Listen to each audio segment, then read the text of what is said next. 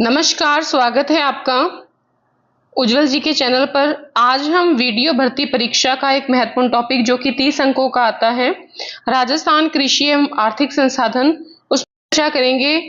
उसके महत्वपूर्ण 180 plus MCQ देखेंगे।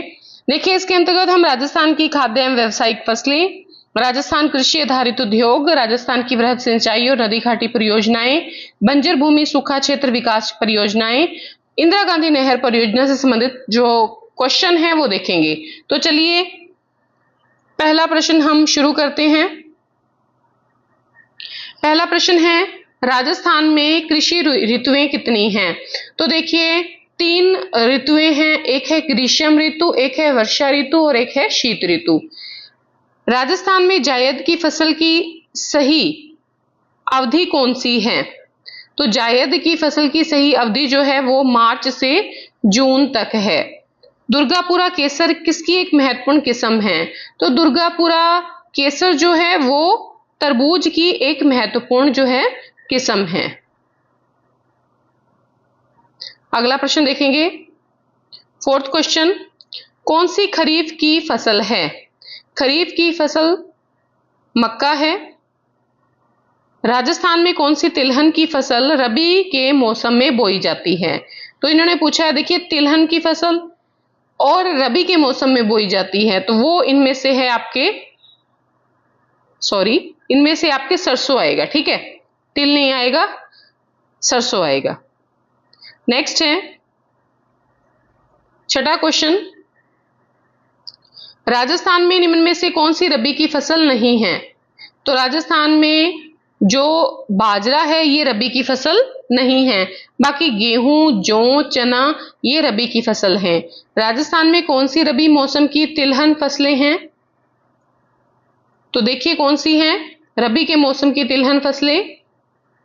तो ये है सरसों, तारामीरा और अलसी।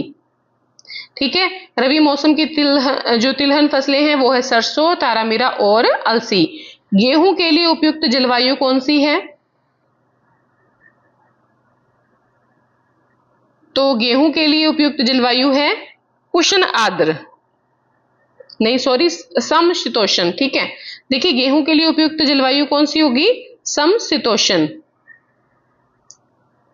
नेक्स्ट है, राजस्थान में गेहूं की खेती के लिए लगभग कितने प्रतिशत भूमि का उपयोग किया जाता है? तो लगभग जो है आपके 9% जो राजस्थान में भूमि है वहां पर गेहूं की खेती की जाती है। तो 9% यहां पर किसी ऑप्शन में नहीं है, तो उत्तर आएगा डी, इनमें से कोई नहीं। तो गेहूं की खेती लगभग राजस्थान में की जाती है 9% क्षेत्र में। अगला है सोनालिका, गंगा, सुनहरी और चंबल 65 उच्च उत्पादक किस्में हैं। तो किसकी किस्में हैं? तो ये गेहूं की किस्में हैं, सोनालिका, गंगा, सुनहरी और चंबल 65। अगला है, कौन सी गेहूं की किस्म है? तो गेहूं की किस्म है गंगा, सुनहरी। याद रखिएगा, गंगा, सुनहरी, चंबल 65, सोनालिका ये गेहूं की किस्में हैं। अगला है 12वां प्रश्न, राज्य के सर्वाधिक क्षेत्रफल पर बोई जाने वाली फसल कौन सी है? तो देखिए बाजरा जो है ये सर्वाधिक क्षेत्रफल पर बोई जाने वाली फसल है। अगला प्रश्न देखेंगे, राजस्थान में बाजरे का सर्वाधिक उत्पादन होता है। तो देखिए सर्वाधिक उत्पादन पूछा है, तो ये आपके लगभग होता है 44.66%। ठीक है, और कहां पर? अलवर में सबसे ज्यादा सर्वाधिक उत्पादन। हाल ही की रिपोर्ट के अनुसार राजस्थान भारत में बाजरा फसल के उत्पादन में किस स्थान पर है? तो देखिए बाजरा के फसल के उत्पादन में राजस्थान जो है भारत में पहला स्थान रखता है। नेक्स्ट है 15वां, माही, कंचन, आरसीबी और 911, आरसीबी 911 संकर किस्में हैं। तो ये किसकी किस्में हैं? तो ये देखिए मक्का और बाजरा की है। माही कंचन किसकी है? मक्का की। आरसीबी 911 है बाजरा की किस्में। 16वां प्रश्न देखेंगे, कौन सी खरीफ फसल तथा उसके प्रमुख उत्पादक जिले सही सुमेलित हैं? तो देखिए बाजरा के लिए है अलवर, बाड़मेर और जयपुर, तो ये बिल्कुल सही है। मक्का जो होता है वो आपके दक्षिण राजस्थान में होता है, न कि सीकर, जालौर, धौलपुर में, ठीक है। तो मक्का बीजी जाती है आपके दक्षिणी राजस्थान में, और बाजरा अलवर, बाड़मेर तथा जयपुर। नेक्स्ट है, कौन सी फसल का राजस्थान अग्रणी उत्पादक है? तो बाजरे में, इन चारों में से बताना है, तो बाजरा। अगला प्रश्न है, एक तरफ फसल दी गई है और एक तरफ उच्च उपज किस्में दे रखी हैं, ठीक है। तो ये है आपके 18वां प्रश्न, तो उत्तर लगाएंगे। तो गेहूं की बात करें ना, तो गेहूं के लिए है उच्च उपज किस्म राज 3077। जौ की बात करें तो ये है आपके RD 2035। बाजरे की बात करें तो ये है RHB 30, ठीक है, याद रखिएगा। मक्का की माही कंचन है, ठीक है। तो वापस से देखेंगे, गेहूं के लिए है राज 3070, जौ के लिए है RD 235, बाजरे के लिए है RHB 30, मक्का के लिए है माही कंचन। तो ये आपके ए ऑप्शन में आएगा। अगला देखेंगे, 19वां प्रश्न, राजस्थान का मोटे अनाजों की दृष्टि से देश में कौन सा स्थान है? मोटे अनाजों की दृष्टि से आपके है पहला स्थान। बात करें 20वें प्रश्न की, जौ की उन्नत किस्म है, तो जौ की उन्नत किस्म है राजकिरण। राजकिरण जौ की उन्नत किस्म है। राजकिरण और RD 57 किस फसल की उन्नत किस्में हैं? अभी हमने बात करी जौ की, ठीक है। तो जौ की है RD 57 और राजकिरण उन्नत किस्में। अगला प्रश्न देखेंगे, 22वां प्रश्न, राजस्थान में प्रमुख मक्का उत्पादक क्षेत्र हैं, तो दक्षिण राजस्थान है, ठीक है। तो कौन सा एरिया हो जाएगा? मेवाड़ का क्षेत्र। मक्का उत्पादन का प्रमुख जिला युगम कौन सा है? तो भीलवाड़ा, चित्तौड़गढ़, ये भी दक्षिण राजस्थान में आ जाएगा, ठीक है। भीलवाड़ा, चित्तौड़गढ़। मक्का उत्पादन का ये हो गया। कृषि अनुसंधान केंद्र बांसवाड़ा की ओर से विकसित संकुल किस्म माही कंचन किस फसल से संबंधित है? अभी हमने देखा माही कंचन किससे संबंधित है, तो ये है आपके मक्का से संबंधित।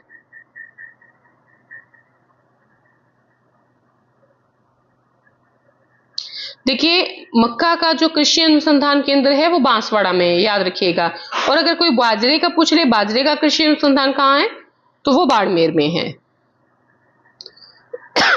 अगला प्रश्न देखेंगे, 25वां प्रश्न, राजस्थान के किस संभाग में सर्वाधिक मक्का का उत्पादन होता है? तो किस संभाग में होता है? उदयपुर संभाग में। अगला प्रश्न है 26वां प्रश्न, राजस्थान की माही कंचन, माही ध्वल और मेघा किस्में किसकी हैं? तो ये मक्का की किस्में, याद रखिएगा। माही कंचन, माही ध्वल, मेघा, ये तो मक्का की हैं। अगर चावल की बात करें तो चावल की है माही सुगंधा, ठीक है। राजस्थान के किस भाग में मक्का का सर्वाधिक उत्पादन होता है? तो दक्षिण और दक्षिणी पूर्वी राजस्थान में मक्का का सर्वाधिक उत्पादन होता है। कहां होता है? दक्षिणी और दक्षिणी पूर्वी राजस्थान में मक्का का सर्वाधिक उत्पादन होता है। अगला है, राजस्थान के किस भाग में ये हो गया माही कंचन और RCB 911, बहुत इंपॉर्टेंट है। RCB 911 जो शंकर किस्में हैं, ये किसकी हैं? तो ये आपके हो जाएंगी, माही कंचन तो है मक्का की, और RCB 911 हो जाएंगी बाजरे की।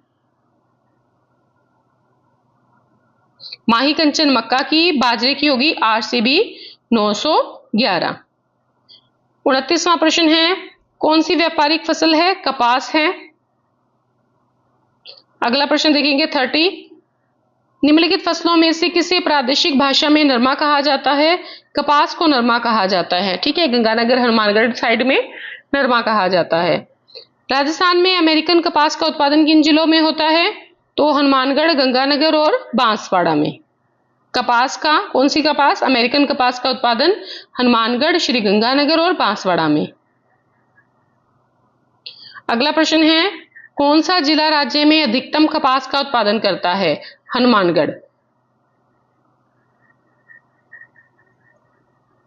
33वां प्रश्न देखेंगे, वीरनार, वरलक्ष्मी, संकर चार किस फसल की विकसित किस्में हैं? तो ये कपास की किस्म है। कौन सी? वीरनार, वरलक्ष्मी, संकर 4। कौन से प्रमुख गन्ना उत्पादक जिले हैं? तो बूंदी, श्री गंगानगर। गन्ना उत्पादक जिले हैं कौन से? बूंदी, श्री गंगानगर। चावल की किस्म है, चावल की किस्म है माही सुगंधा, अभी हमने बात की थी। माही कंचन, माही ध्वल, मेघा, ये किसकी थी? मक्का की। और आपके माही सुगंधा किसकी है? तो ये चावल की है। माही सुगंधा किस फसल की किस्म है? तो ये ए ऑप्शन, चावल की। अगला प्रश्न है 37वां, प्रमुख ज्वार उत्पादक जिले राजस्थान में कौन से हैं? हनुमानगढ़ और बीकानेर। नहीं सॉरी, ये आपके हो जाए, हाँ ठीक है, हनुमानगढ़ और बीकानेर ही आएगा। प्रमुख ज्वार उत्पादक जिले हनुमानगढ़, बीकानेर। अगला है, कौन सी तिलहन फसल है? तिलहन की फसल कौन सी है? सरसों यहां पर तिलहन की फसल है। मक्का, गेहूं, चना ये नहीं है। सरसों जो है ये रबी की फसल है, याद रखिएगा। थोड़ी देर पहले ही हमने पढ़ा था, सरसों जो है वो किसकी फसल है? रबी की फसल है, तिलहन फसल है। राजस्थान में अलसी उत्पादक प्रमुख जिले कौन से हैं? तो देखिए, अलसी उत्पादक प्रमुख जिले आगे बारां, कोटा, बूंदी, झालावाड़, यानी कि हाड़ौती क्षेत्र जो है यहाँ पर अलसी होती है, बारां, कोटा, बूंदी और झालावाड़ में। अगला है, राजस्थान का अलसी उत्पादक प्रदेश कौन सा है? प्रदेश पूछ लिया, तो वही अभी हमने बात की थी, हाड़ौती प्रदेश, बारां, कोटा, बूंदी और झालावाड़। 41वां प्रश्न देखेंगे, राई सरसों के सबसे बड़े उत्पादक हैं? तो ये है आपके अलवर, भरतपुर, श्री गंगानगर। ठीक है। सरसों अनुसंधान केंद्र पूछ लें तो सेवर, भरतपुर में। 42 देखेंगे, कौन सा राजस्थान में सरसों का प्रमुख उत्पादक क्षेत्र नहीं है? तो देखिए, दक्षिणी क्षेत्र जो है ये सरसों का प्रमुख उत्पादक क्षेत्र नहीं है। बाकी उत्तरी पूर्वी क्षेत्र, उत्तरी क्षेत्र, पूर्वी क्षेत्र, यहां पर सरसों होती है बहुतायत मात्रा में। ठीक है। और जो दक्षिणी क्षेत्र है वो आपके जाना जाता है किसके लिए? मक्का के लिए। तो यहां पर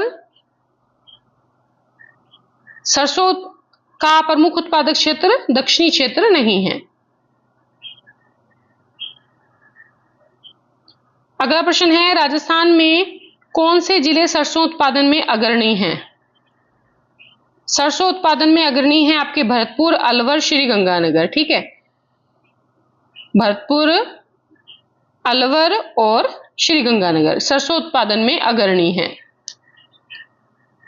अगला है, चने का सर्वाधिक उत्पादन करने वाला, तो वो है आपके गंगानगर, हनुमानगढ़। यहां पर चना सर्वाधिक मात्रा में उत्पादित होता है। इंपॉर्टेंट क्वेश्चन है अगला 45, इसबगोल की खेती के लिए जाना जाता है, तो ये आपके जालोर जाना जाता है। ठीक है, जीरा पूछ ले तो भी आपके ये हो जाएगा जालोर। 46, जीरा का प्रमुख उत्पादक जिला कौन सा है? तो प्रमुख में आ जाएगा, आगे देखते हैं। 46 में जीरा उत्पादक प्रमुख जिले कौन से आ गए? ये इंपॉर्टेंट क्वेश्चन है। जालोर, जोधपुर और बाड़मेर। सर्वाधिक तेल किसके बीजों में पाया जाता है? तो जो अरंडी होती है इसके बीजों में सर्वाधिक तेल पाया जाता है, अरंडी के बीजों में सर्वाधिक तेल। अगला है, मूंगफली उत्पादन में राजस्थान का भारत में स्थान कौन सा है? तो ये देखिए, दूसरा स्थान है मूंगफली उत्पादन में राजस्थान का। पहला जो है वो गुजरात का है। राजस्थान का अन्न भंडार या खाद्य की टोकरी क्या कौन कहलाता है? तो ये आपके श्री गंगानगर, खाद्य की टोकरी या अन्न भंडार। 50 है, राजस्थान में अफीम उत्पादक क्षेत्र कौन से हैं? तो ये इंपॉर्टेंट क्वेश्चन है आपके। सबसे जहां ज्यादा बारिश होती है चित्तौड़गढ़, झालावाड़, बारां, यहां पर अफीम उत्पादक क्षेत्र सर्वाधिक है। 51 देखेंगे, एशिया महाद्वीप का सबसे बड़ा कृषि फार्म कहां स्थित है? तो ये सूरतगढ़, गंगानगर में है। ठीक है, एशिया महाद्वीप का सबसे बड़ा कृषि फार्म। किन फसलों के उत्पादन में राजस्थान का भारत में पहला स्थान है? तो सरसों, बाजरा, ग्वार, इनमें राजस्थान का भारत में पहला स्थान है।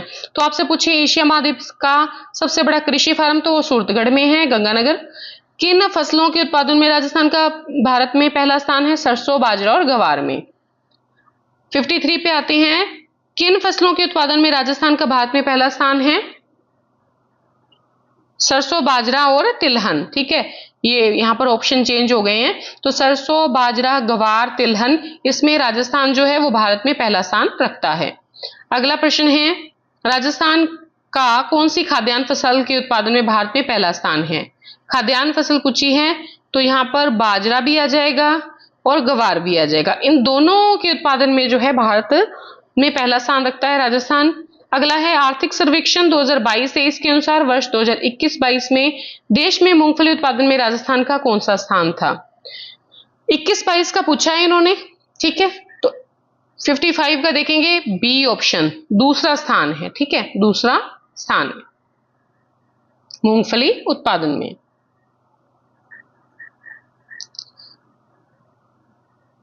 नेक्स्ट है,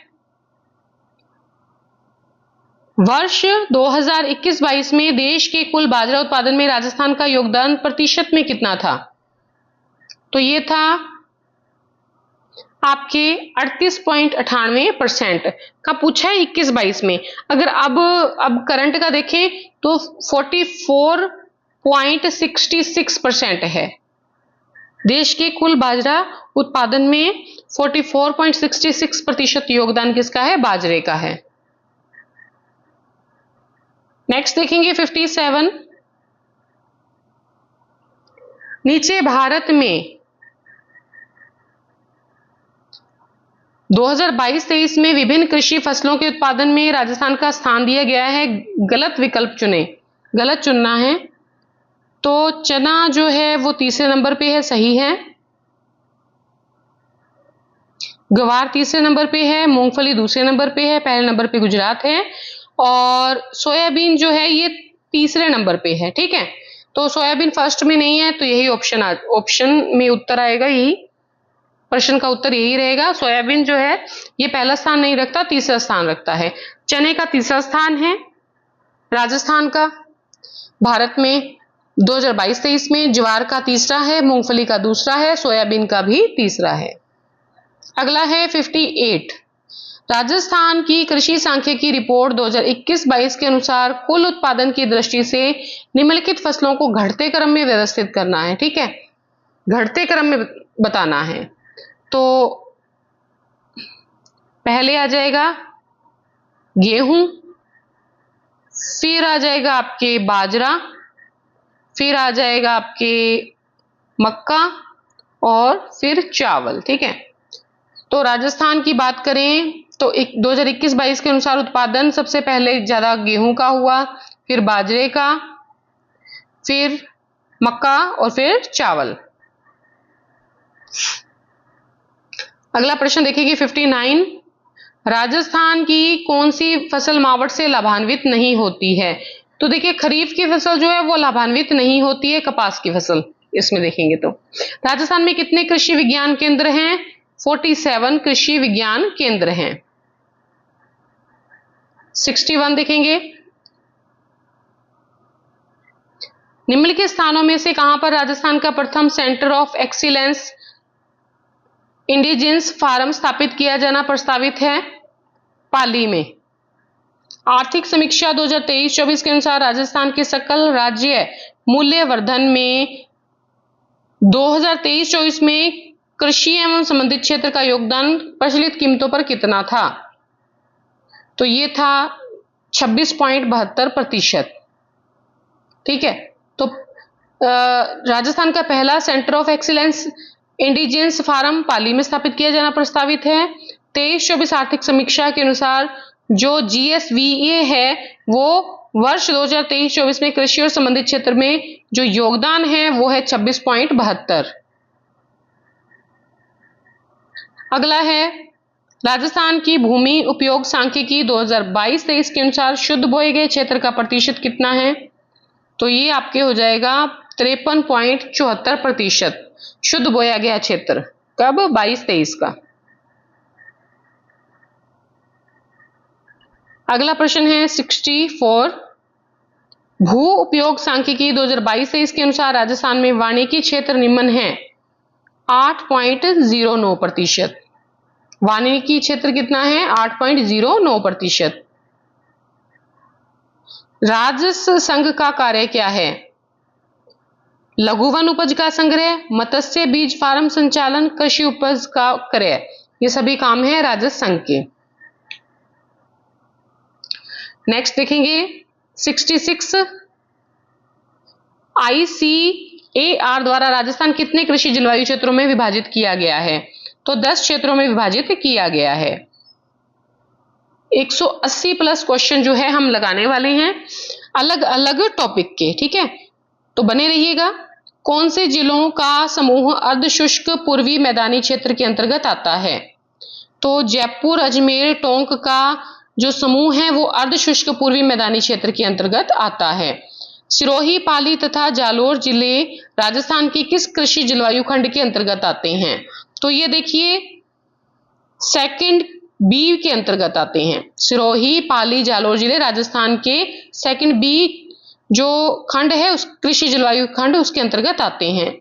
69 देखेंगे राजस्थान में 2023-24 में कुल खाद्यान्न उत्पादन का अग्रिम अनुमान कितना है?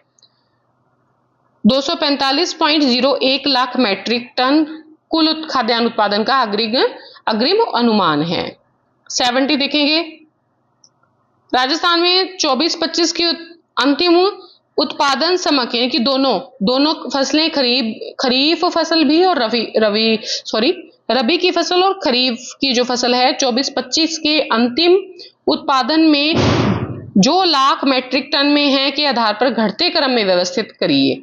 घटते क्रम में बताना है तो सबसे पहले अनाज का उत्पादन, ठीक है, फिर आपके तिलहन का उत्पादन, फिर आपके दलहन का उत्पादन और फिर आपके गन्ने का उत्पादन। तो सबसे ज्यादा क्या हुआ? अनाज, फिर तिलहन, फिर दलहन और फिर गन्ना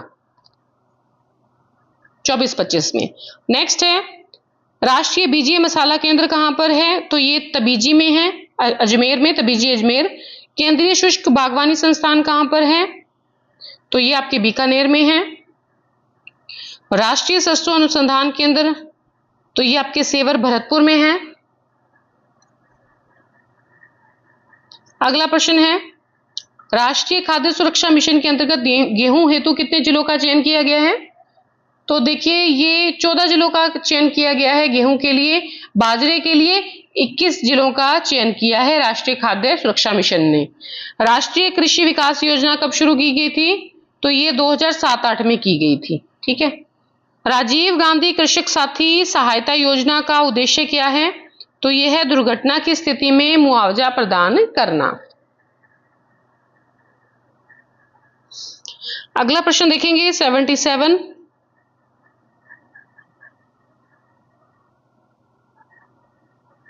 योजना मिशन दिए हुए हैं, यहां पर वर्ष दिए गए हैं, ठीक है। तो असुमेलित है वो बताना है। तो जो प्रधानमंत्री कृषि सिंचाई योजना थी वो 2015 में थी, ठीक है, न कि 2018 में। बाकी राष्ट्रीय कृषि विस्तार एवं तकनीकी मिशन ये आपके 2010 का है। राष्ट्रीय टिकाऊ खेती मिशन 2014-15 है। मृदा स्वास्थ्य कार्ड योजना 2015 है। प्रधानमंत्री कृषि सिंचाई योजना 2015 है। तो असुमेलित है ये वाला। प्रधानमंत्री फसल बीमा योजना में खरीफ फसलों पर प्रीमियम देय कितनी है? इन्होंने पूछी है खरीफ फसलें, ठीक है। तो खरीफ पे है 2%, अगर रबी पूछते तो रबी में है 1.5%।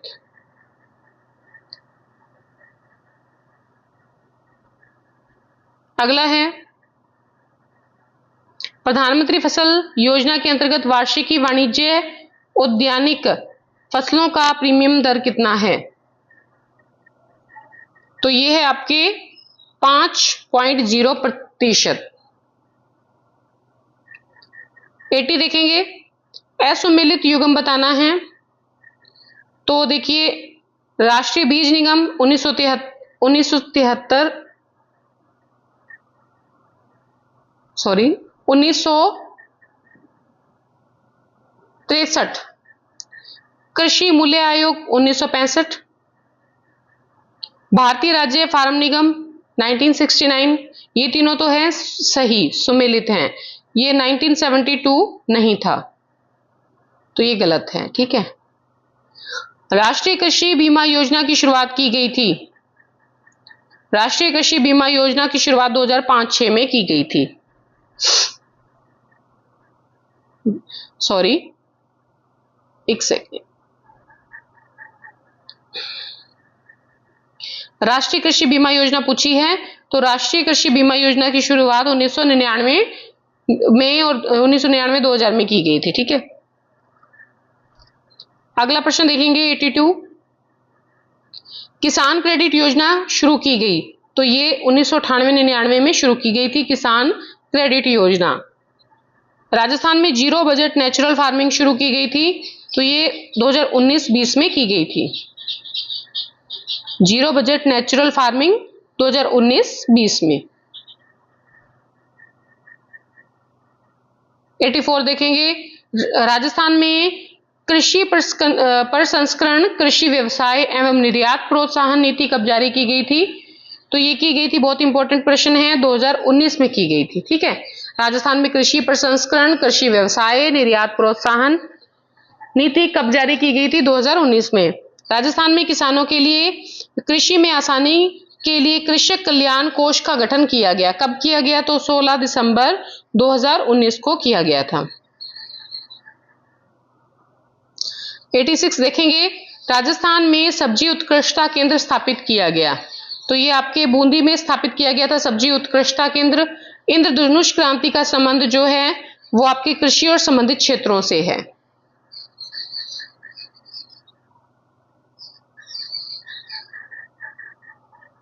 अगला प्रश्न है 88, हरित क्रांति संबंधित है। हरित क्रांति किससे संबंधित है, कृषि विकास से। ऑपरेशन फ्लड का संबंध किससे है, तो ये दूध से संबंधित है, श्वेत क्रांति से, ठीक है। अगला टॉपिक आ गया, राजस्थान की किस जिला औद्योगिक केंद्र में सर्वाधिक बड़े पैमाने पर उद्योग कार्यरत हैं, उद्योग से संबंधित है, अलवर भिवाड़ी में, ठीक है। राजस्थान का मैनचेस्टर कहलाता है, तो ये आपके भीलवाड़ा कहलाता है। किस वर्ष में राजस्थान की पहली कपड़ा मिल कृष्णा मिल ब्यावर में स्थापित की गई थी, 1889 में। अगला प्रश्न है, राजस्थान की पहली स्थापित सूती वस्त्र मिल का नाम क्या था, तो कृष्णा मिल था। अगला देखिए, मिलान करना है, ठीक है, सुमेलित करना है, सही उत्तर छांटना है। जिला प्रमुख उद्योग, तो उदयपुर की बात करें तो ये है यहाँ पर सीसा और जस्ता उद्योग। नागौर की बात करें तो यहाँ पर है सफेद सीमेंट। भीलवाड़ा की बात करें तो ये वस्त्र उद्योग से संबंधित है। कोटा की बात करें तो ये रसायन उद्योग से संबंधित है। उदयपुर शीशा जस्ता, नागौर सफेद सीमेंट, भीलवाड़ा आपके वस्त्र से और कोटा आपके रसायन उद्योग से, तो डी ऑप्शन यहां पर आ जाएगा। छठा प्रश्न है, सुमेलित करना है, सूती वस्त्र मिल और कहां पर स्थित हैं।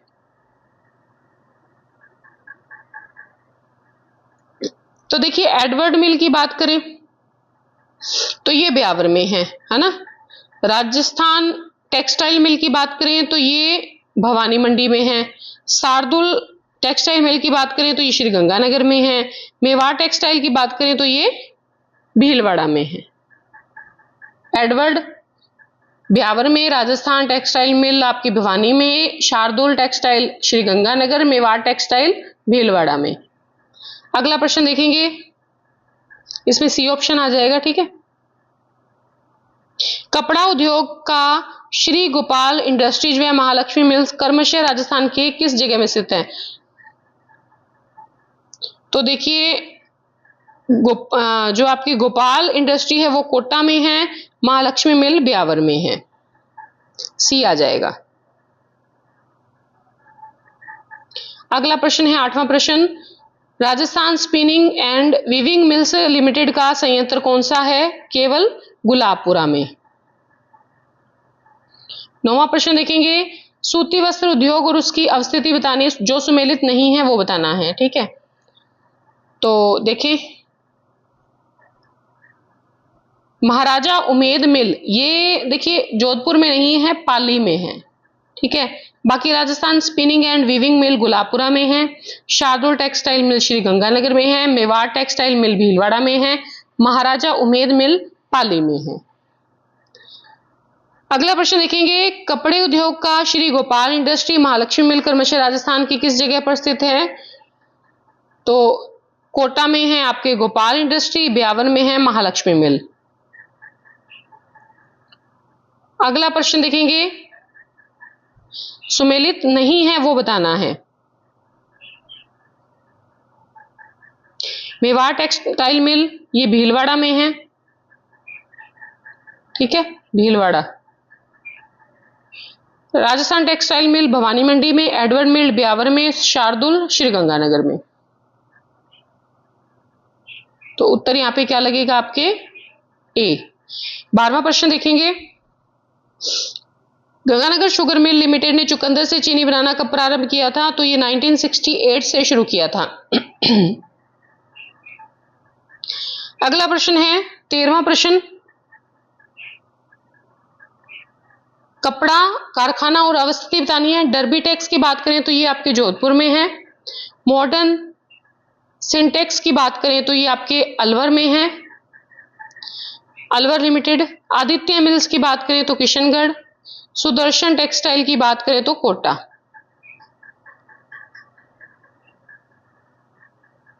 बी ऑप्शन यहां आ जाएगा। अगला प्रश्न देखिए, चुकंदर पर आधारित प्रथम चीनी उद्योग स्थापित किया गया, तो ये आपके गंगानगर में। राजस्थान में चीनी उद्योग के स्थानीयकरण को कौन से कारक प्रभावित करते हैं? तो मिल के आसपास के क्षेत्रों में गन्नों की उपलब्धता, परिवहन की सुविधा, सल्फर चूने की उपलब्धता, सस्ता कुशल श्रम, चारों ही जो है कारक प्रभावित करते हैं चीनी उद्योग को, चीनी उद्योग के स्थानीयकरण में। चलिए अगला प्रश्न देखते हैं। राजस्थान में प्रथम चीनी मिल किस वर्ष स्थापित की गई थी? 1932 में की गई थी, भोपाल सागर चित्तौड़गढ़ में। स्टेट वुलन मिल ये आपके बीकानेर में स्थित है। कौन सा राजस्थान में ऊनी वस्त्र मिल का केंद्र नहीं है? हनुमानगढ़ नहीं है, जोधपुर है, लाडनू है, चूरू है। अगला है देखिए, मिलान करेंगे। राजस्थान कोऑपरेटिव मिल्स ये आपके गुलाबपुरा में है। वर्स्टेड स्पिनिंग मिल्स ये चूरू में है। श्री सीमेंट ब्यावर में है। जे के टायर की बात करें कांकरोली में है। तो उत्तर लग जाएगा सी।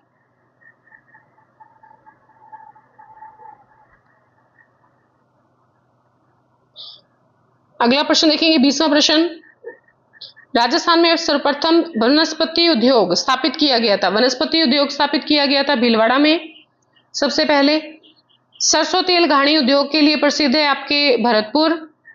राजस्थान कोऑपरेटिव डेयरी फेडरेशन की स्थापना की गई थी, तो 1977 में की गई थी। राजस्थान कोऑपरेटिव डेयरी फेडरेशन की स्थापना कब की गई थी? 1977 में की गई थी।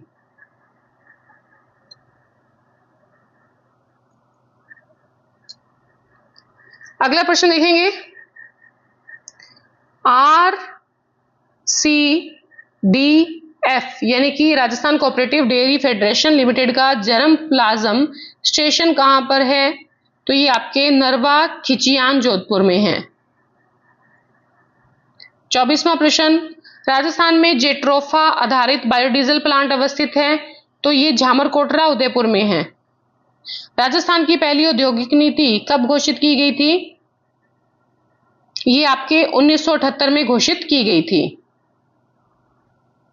अगला प्रश्न है, किस वर्ष में राजस्थान सूक्ष्म लघु और मध्यम जो नीति है, मध्यम उद्यम नीति है, ये कब शुरू की गई थी?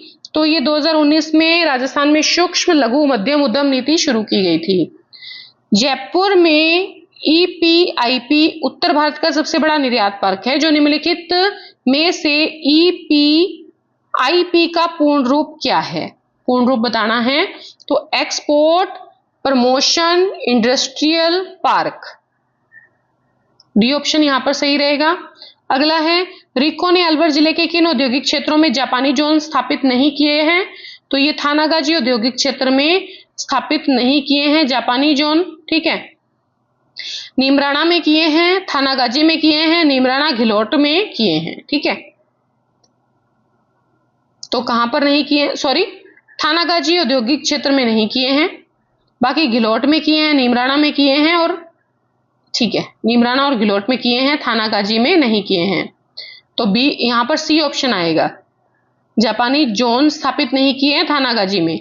अगला है, कौन से स्थान पर रिको द्वारा फूड पार्क विकसित किया गया है? तो देखिए, अलवर में किया गया है, जोधपुर में किया गया है, कोटा में किया गया है, श्रीगंगानगर में किया गया है, ठीक है। अगला है, तीसरा प्रश्न, राजस्थान के किस स्थान पर प्रथम मसाला पार्क की स्थापना की गई है? तो ये आपकी की गई है जोधपुर में, ठीक है। और दूसरे नंबर पे बात करें तो वो कोटा में की गई है, कोटा में दूसरे नंबर पे की गई है। पहला मसाला पार्क जोधपुर में, दूसरा मसाला पार्क कोटा में। अगला प्रश्न देखेंगे, कौन सा एग्रो फूड पार्क रिको द्वारा विकसित नहीं किया गया है? तो गंगानगर वाला किया गया है, जोधपुर वाला किया गया है, ठीक है, रणकपुर वाला नहीं किया गया, तो यही उत्तर आएगा। किशनगढ़ अजमेर वाला किया गया। देखिए, गंगानगर वाला सबसे छोटा एग्रो फूड पार्क है रिको द्वारा स्थापित, सबसे बड़ा है जोधपुर वाला, मत्स्य जो है वो अलवर में है, ठीक है, रणपुर कोटा में नहीं है। अगला है 32वां प्रश्न, कौन सा रिको द्वारा विकसित एक एग्रो फूड पार्क नहीं है? तो ये कमानीपुरा नहीं है, ठीक है, बाकी रनपुर है, बोरानाडा है, उद्योग विहार है।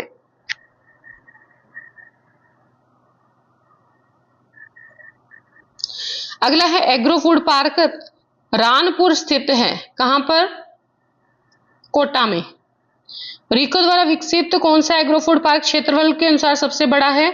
तो ये है आपके बोरानाडा उदयपुर वाला, सबसे छोटा गंगानगर वाला है, सबसे छोटा श्रीगंगानगर, सबसे बड़ा बोरानाडा। अगला है, green tech mega food park Rajasthan के किस जिले में स्थित है? तो ये आपके अजमेर में स्थित है। रिको ने किस स्थान पर जापानी औद्योगिक क्षेत्र विकसित किया है? नीमराणा में। रिको की स्थापना पूछे कब हुई है? तो 1 जनवरी 1980 को हुई है, 1 जनवरी 1980 को स्थापना हुई है रिको की। 38वां प्रश्न देखेंगे, राजस्थान वित्त निगम द्वारा संचालित योजना कौन सी है? तो ये सारी योजनाएं जो हैं ये राजस्थान वित्त निगम द्वारा संचालित योजनाएं हैं।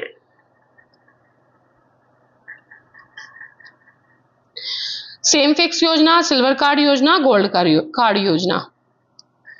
अगला टॉपिक आ गया, ठीक है। राजस्थान देश के सतही जल संसाधन का कितने प्रतिशत भाग रखता है? तो ये बहुत इंपॉर्टेंट है, 1.16% भाग रखता है। राजस्थान देश के सतही जल संसाधन का 1.16% भाग रखता है। राजस्थान में कुल सिंचित क्षेत्र का सबसे बड़ा भाग किस जिले में है? तो ये आपके बूंदी में है। राजस्थान में सर्वाधिक क्षेत्र पर सिंचाई होती है, तो ये कुएं और नलकूपों से होती है।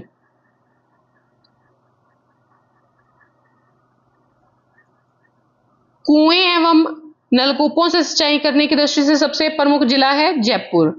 राजस्थान में सिंचाई का मुख्य स्रोत क्या है? तो ये है आपके नलकूप। राजस्थान में नहर में किस जिले का स्थान प्रथम है? तो ये है आपके श्रीगंगानगर। नहरों से सिंचाई कहां होती है सबसे ज्यादा? श्रीगंगानगर में। अगला प्रश्न है 7वां प्रश्न, राजस्थान में तालाब द्वारा सर्वाधिक सिंचाई होती है, तालाब द्वारा सबसे अधिक होती है भीलवाड़ा में। 8वां प्रश्न देखेंगे, बहुउद्देशीय नदी घाटी परियोजना के उद्देश्य में शामिल होता है, तो यहाँ पे आएगा बाढ़, ठीक है, बाढ़ व मृदा अपरदन पर नियंत्रण, ठीक है। तो देखिए बहुउद्देशीय नदी घाटी परियोजना के उद्देश्य में होता है जल विद्युत उत्पादन, सिंचाई, पेयजल आपूर्ति, वृक्षारोपण, भूमिगत जल स्तर, पर्यटन में वृद्धि, बाढ़ व मृदा अपरदन पर नियंत्रण, तो ये सभी आएगा, ठीक है। राजस्थान में भाखड़ा नहर द्वारा सिंचित क्षेत्र का प्रतिशत हिस्सा कितना है? तो वो है 15 से 16%। भाखड़ा नहर द्वारा कितना सिंचित होता है राजस्थान? 15 से 16%। नेक्स्ट है 10वां, सिंचाई परियोजना, भाग लेने वाले जिले दे रखे हैं। चंबल जो परियोजना है ये राजस्थान और एमपी की है, ठीक है। माही जो परियोजना है, माही बजाज सागर परियोजना, ये राजस्थान और गुजरात की है।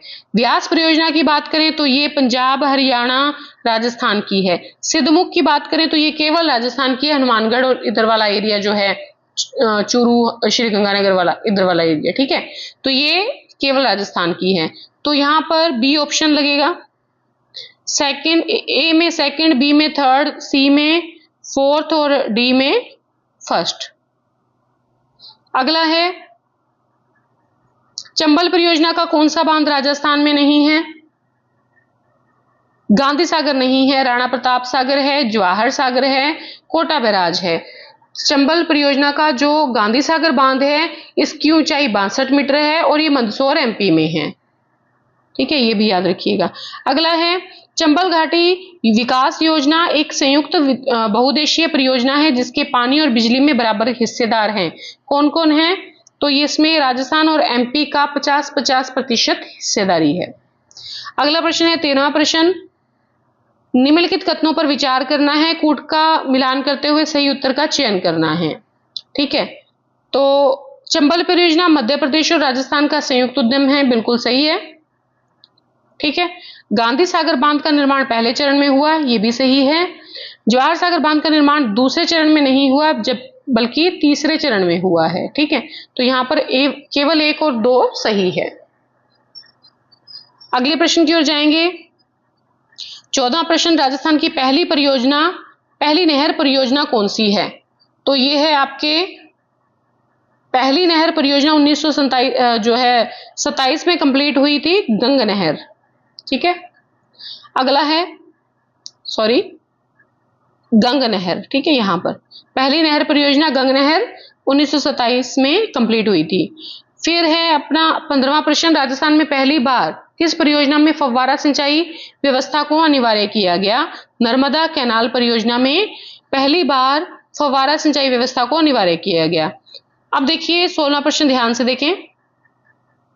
राजस्थान के रेखा मानचित्र पर 1, 2, 3, 4 सिंचाई परियोजना की स्थिति को प्रदर्शित करते हैं। कौन सा मानचित्र में सही नहीं दर्शाया गया है? तो देखिए माही बजाज सागर, ये सही है,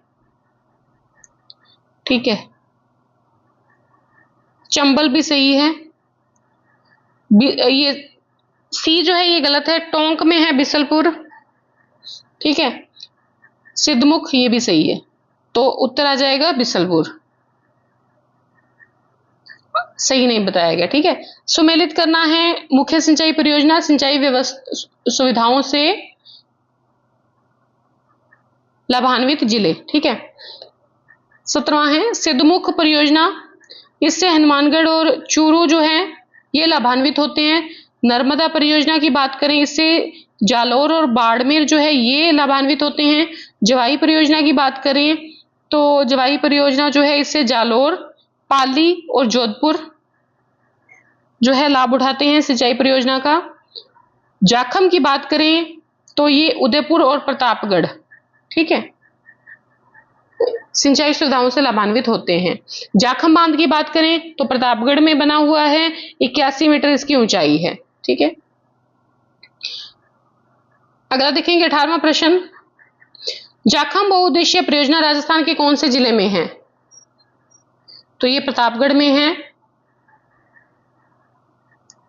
अगला प्रश्न है अगला टॉपिक आ गया, राजस्थान में बंजर भूमि विकास कार्यक्रम क्रियान्वित होता है, तो ये ग्रामीण विकास एवं पंचायती राज विभाग द्वारा बंजर भूमि विकास कार्यक्रम क्रियान्वित होता है।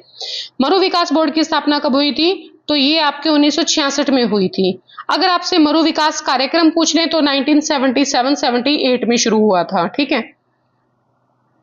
अगला प्रश्न है, कौन सा सम्मेलन मरुस्थलीकरण की रोकथाम के लिए कार्य करता है? तो इंपॉर्टेंट क्वेश्चन है, UNCCD ये मरुस्थलीकरण की रोकथाम के लिए काम करता है। ठीक है, इंपॉर्टेंट क्वेश्चन है। अगला प्रश्न देखेंगे, चौथा प्रश्न, राजस्थान में सूखा संभाव्य क्षेत्र कार्यक्रम किस वर्ष आरंभ किया गया था?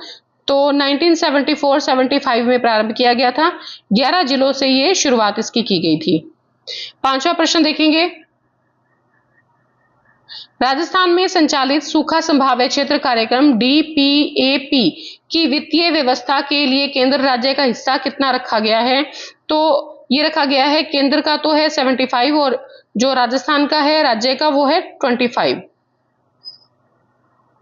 अगला प्रश्न देखेंगे, छठा प्रश्न इस टॉपिक का, राजस्थान में सूखा संभाव्य क्षेत्र कार्यक्रम का संबंध किस गतिविधि से नहीं है? तो देखिए, मिट्टी एवं नमी का संरक्षण सही है, वृक्षारोपण, जल संसाधनों का विकास, गरीबी निवारण जो है उसका कोई सूखा संभाव्य क्षेत्र से कार्यक्रम से कोई लेना देना नहीं है, तो डी आ जाएगा इसमें। राजस्थान में मरु विकास कार्यक्रम किस सन जो है शुरू हुआ था? तो ये 1977-78 में शुरू हुआ था। मरु विकास बोर्ड की स्थापना हुई थी 1966 में। मरु विकास कार्यक्रम की शुरुआत हुई थी 1977-78 में और ये चलाया गया था आपके 16 जिलों में। अगला देखेंगे, आठवां प्रश्न, मरु विकास कार्यक्रम में 1 अप्रैल 1999 से केंद्र और राज्य के बीच वित्तीय सहयोग का अनुपात था। तो ये था आपके 75:25। ठीक है, पहले जो था वो था 50:50 हिस्सा केंद्र का, 50% राज्य का, लेकिन बाद में 1999 से जो है वो 75-25 का हो गया था मरु विकास कार्यक्रम में हिस्सा। अगला प्रश्न है, 9वां प्रश्न, किसके द्वारा कमांड एरिया डेवलपमेंट प्रोग्राम प्रारंभ किया गया था? तो ये किया गया था आपके भारत सरकार और विश्व बैंक के द्वारा। अगला प्रश्न है, राजस्थान में सूखा संभावित कार्यक्रम कितने जिलों में चलाया जा रहा है? तो ये 11 जिलों में चलाया जा रहा है सूखा संभावित कार्यक्रम। 11वां प्रश्न है, जल संभर विकास कार्यक्रम में किस एक कार्यक्रम को समाहित नहीं किया गया है? इंपॉर्टेंट प्रश्न है, जल स्वावलंबन योजना को शामिल नहीं किया गया है। बाकी देखिए, सूखा पर्वण क्षेत्र कार्यक्रम विकास कार्यक्रम, DPAP, DDP और IWDP, इन तीनों को जो है शामिल किया गया है जल संभर विकास कार्यक्रम में, याद रखिएगा। अगला है, भयंकर अकाल जो राजस्थानी लोगों में छपनिया के काल से जाना जाता है, कब घटित हुआ था? तो देखिए, AD पूछा है इन्होंने, AD के हिसाब से तो 1899 से 1900 है। अगर आपसे विक्रम संवत पूछ लेते तो 1956 हो जाता, क्योंकि नाम से पता लग रहा है छपनिया का काल। अगला है 13वां प्रश्न, विक्रम संवत वही प्रश्न आ गया, 1956 के अकाल छपनिया अकाल का प्रमुख लक्षण क्या था? तो देखिए, पीने के पानी की अनुपलब्धता, पशुओं के चारे की अनुपलब्धता, भोजन सामग्री की अनुपलब्धता, तो ये तीनों कारण थे। ठीक है, डी आ जाएगा। त्रिकाल का संबंध किससे? त्रिकाल का संबंध तब होता है जब चारा भी नहीं मिलता, भोजन भी नहीं मिलता और जल भी नहीं मिलता। अगला प्रश्न देखेंगे, 15वां प्रश्न, राजस्थान के लिए कहावत अकाल से संबंधित है, तीजो कुरियो आठवों काल। इसमें कुरियो का अर्थ क्या है? कुरियो का अर्थ है अर्ध अकाल। 16वां प्रश्न देखेंगे, किस जिले के समूह में सूखे की संभावना सर्वाधिक है? पश्चिमी राजस्थान में, चूरू, बीकानेर, जोधपुर, बाड़मेर, यहां पर सूखे की संभावना सर्वाधिक है। अगला प्रश्न देखेंगे, 17वां प्रश्न, राजस्थान में किस वर्ष में सूखा प्रभावित जिलों की संख्या सर्वाधिक थी? तो 2002-2003 में। ठीक है, 32 जिले थे और 32 के 32 जिलों में जो है सूखा प्रभावित क्षेत्र था। पूरा राजस्थान मान ले। राजस्थान में 2020-21 में कितने जिले अकाल से प्रभावित हुए थे? तो ये हुए थे आपके 6 जिले। 19वां प्रश्न देखेंगे, वर्ष 2002-03 में राजस्थान में कितने जिले सूखे से प्रभावित थे? 2002-3 पूछा है तो इसमें थे 32। 22-23 पूछ लेते तो 6 जिले। किस वर्ष के अकाल में राजस्थान की सर्वाधिक जनसंख्या प्रभावित हुई थी? 2009-10 के अकाल में, क्योंकि ऑप्शन यहां पर नहीं दिया हुआ है 2002-3 का, तो 2009-10 करेंगे। भारत मौसम विज्ञान विभाग की परिभाषा के अनुसार भयंकर सूखा होता है जब वर्षा की कमी होती है आपके 50% से अधिक। ठीक है, 21वां प्रश्न वापस देखें। भारत मौसम विभाग के अनुसार भयंकर सूखा तब माना जाता है जब वर्षा की कमी 50% से अधिक हो। राजस्थान में मरुस्थलीकरण का प्रमुख कारण क्या है? तो सूखे की बारंबारता। अगला प्रश्न देखेंगे, 23वां प्रश्न। कौन सा राजस्थान में मरुस्थलीकरण का कारण नहीं है? जैविक कृषि। ठीक है, अतिचारण पशुओं द्वारा, जनसंख्या अधिक है, अति जुताई, ये तो कारण है मरुस्थलीकरण के। जैविक कृषि कोई कारण नहीं है। राजस्थान में मरुस्थलीकरण का सर्वप्रमुख कारण क्या है? तो वो है अनियंत्रित पशुचारण। 25वां प्रश्न देखेंगे, राजस्थान में मरुस्थलीकरण के प्रसार को रोकने के लिए किस नहर की निकट हरित पट्टिका का विकास किया गया है? इंदिरा गांधी नहर के निकट। राजस्थान में मरुस्थलीकरण की सबसे प्रभावी प्रक्रिया कौन सी है? पवन अपर्दन। 27वां प्रश्न है, भारत के मरुस्थलीकरण एवं भू अवनयन एटलस के अनुसार राजस्थान में मरुस्थलीकरण से प्रभावित क्षेत्र है 62.06% इसरो के अनुसार। अगला टॉपिक देखेंगे, चौधरी कुंभाराम नहर द्वारा लाभान्वित जिला युगम है, तो ये आपके है हनुमानगढ़ झुंझुनू। पीने की पानी की आपूर्ति और लिफ्ट परियोजना देखेंगे। ठीक है, कंवरसेन ये है आपके बीकानेर में, गंधेली ये आपके चूरू में है, राजीव गांधी लिफ्ट नहर ये आपके जोधपुर में है, गजनेर तो ये नागौर में है। अगला प्रश्न देखेंगे, इंदिरा गांधी नहर का निर्माण कार्य 1958 से प्रारंभ हुआ, इसका उद्गम होता है, तो इसका उद्गम सतलुज व्यास नदी पर हरिके बांध से होता है। इंपॉर्टेंट क्वेश्चन है, इंदिरा गांधी नहर का निर्माण 1958 से शुरू हुआ सतलुज व्यास नदी पर हरिके बैराज से। इंदिरा गांधी नहर किस नदी से निकाली गई? इंदिरा गांधी नहर सतलुज नदी से निकाली गई। अगला प्रश्न है 5वां प्रश्न, इंदिरा गांधी परियोजना के संदर्भ में कौन सा कथन सही नहीं है? इंदिरा गांधी नहर परियोजना भारत की सबसे जो है बड़ी परियोजना है, सही है। 204 किलोमीटर लंबा फीडर नहर है, सही है। पोंग बांध से प्रारंभ नहीं होती, हरिके बैराज से प्रारंभ होती है। तीसरा यहाँ पर गलत कथन है। ठीक है, हरिके बैराज से आरंभ होती है, सतलज और व्यास नदी के संगम पर स्थित है, बिल्कुल सही। इसमें 7 लिफ्ट नहरें आती हैं जिनसे विभिन्न जिलों में पानी दिया जाता है, तो ये तो सही है, ये वाला गलत है।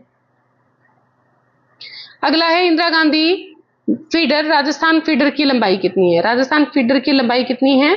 तो ये आपके है 204 किलोमीटर। देखिए, इंदिरा गांधी मुख्य नहर की लंबाई पूछे तो 445 किलोमीटर है। अगर इंदिरा गांधी नहर की, देखिए इंदिरा गांधी नहर की टोटल लंबाई पूछे 649 है, 649 किलोमीटर। अगर आपसे इंदिरा गांधी की मुख्य नहर की लंबाई पूछे तो वो है 445 किलोमीटर।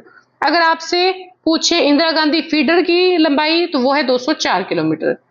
ठीक है, अगला प्रश्न है, इंदिरा गांधी नहर की शाखाओं का उत्तर से दक्षिण के से सही क्रम बताना है, तो पहले अनूपगढ़, फिर पूगलगढ़, फिर बिरसलपुर, फिर चारण वाला। ठीक है, तो 9 शाखाएं हैं इसकी। आज के लिए इतना ही। हमने ये टोटल जो है कंप्लीट कर लिया है, 180 प्लस क्वेश्चन है। अगर इसी प्रकार की वीडियो चाहिए तो प्लीज आप चैनल को सब्सक्राइब जरूर कर लें। अंत तक बने रहने के लिए बहुत बहुत धन्यवाद।